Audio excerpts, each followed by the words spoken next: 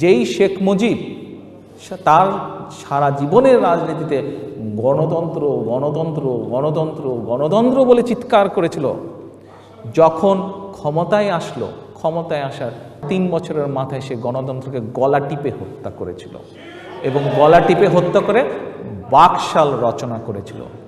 শেখ মুজিবের রাজনৈতিক জীবনের মূল আদর্শ কিন্তু not Awami League, but it was Baksal, because রাজনৈতিক জীবনে সে কিন্তু আওয়ামী লীগকে জন্ম দেয়নি। তার রাজনৈতিক জীবনে সে যদি কোনো পলিটিক্যাল ইনস্টিটিউশন জন্ম দিয়ে থাকে সেটি ছিল বাকশাল। যে সারা জীবন বলেছে সে সংবাদপত্রের স্বাধীনতায় বিশ্বাস করে, সেই সংবাদপত্রের স্বাধীনতাকেও গলা টিপে হত্যা করেছিল সেদিন শেখ মুজিব। বাপ এবং বেটির শাসনের মধ্যে তফাৎ কোনোটাই নাই। তখন ছিল অ্যানালগ, এখন হচ্ছে ডিজিটাল। তখন অ্যানালগ পদ্ধতিতে ব্যাংক ডাকাতি হয়েছে, খুন খারাপি হয়েছে, এখন ডিজিটাল পদ্ধতিতে ব্যাংক ডাকাতি হচ্ছে, খুন খারাপি হচ্ছে। ওই নারায়ণগঞ্জের 7 মার্ডার এই আমলেও হয়েছে, সূর্য সেন হলের সামনে 7 মার্ডার সেই আমলেও হয়েছে। আওয়ামী লীগের যে চুরির খাসলত, আওয়ামী লীগের যে ব্যাংক ডাকাতির খাসলত, এটি যে কোনোভাবেই ধুলে পেটালে ওয়াশ করলে ডিটারজেন্ট দিয়ে কোনোভাবেই যে কিছু হয় না, এটির সবচেয়ে বড় প্রমাণ দিয়ে গেছে শেখ মুজিবুর রহমান। শেখ মুজিবুর রহমান নিজেই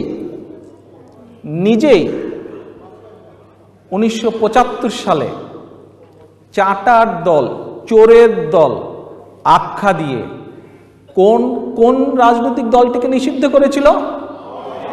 আওয়ামী লীগ নামক রাজনৈতিক দলটিকে নিষিদ্ধ করেছিল। শেখ মুজিব খুব ভালো করেই বুঝেছিল যে এরা হচ্ছে চোরের দল, এরা হচ্ছে চাটার দল, এরা হচ্ছে ব্যাংক ডাকাতের দল।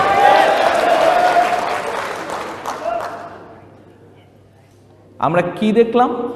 শেখ মুজিব যখন চোরের দল চাটার দল বলেছিল, সেই সময় আমরা দেখলাম যে শেখ কামালের ব্যাংক ডাকাতি। ওকে, তারপরে এত বছর পরে আবার আমরা কি দেখলাম? এত বছর পরে আমরা দেখলাম ভাইগনার ব্যাংক ডাকাতি in a digital form, in a digital way.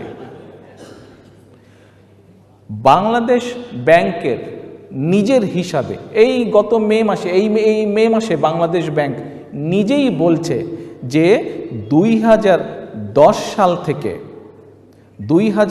সাল থেকে 15 সাল পর্যন্ত বাংলাদেশ ব্যাংকের কত হাজার কোটি টাকার হিসাব নেই?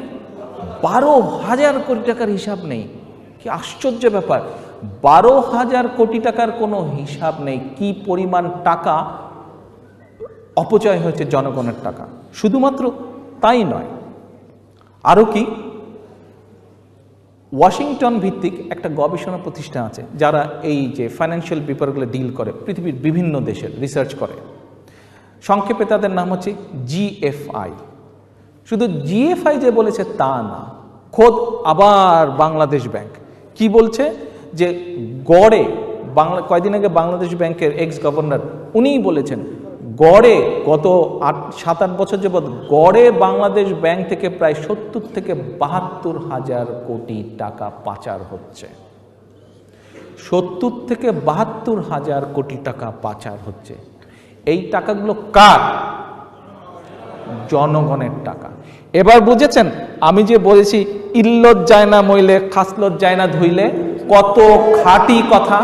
এবং এবার বুঝেছেন শেখ মুজিব কত কারেক্টলি আওয়ামী লীগ সম্পর্কে তার নিজের কথাটি বলেছিল।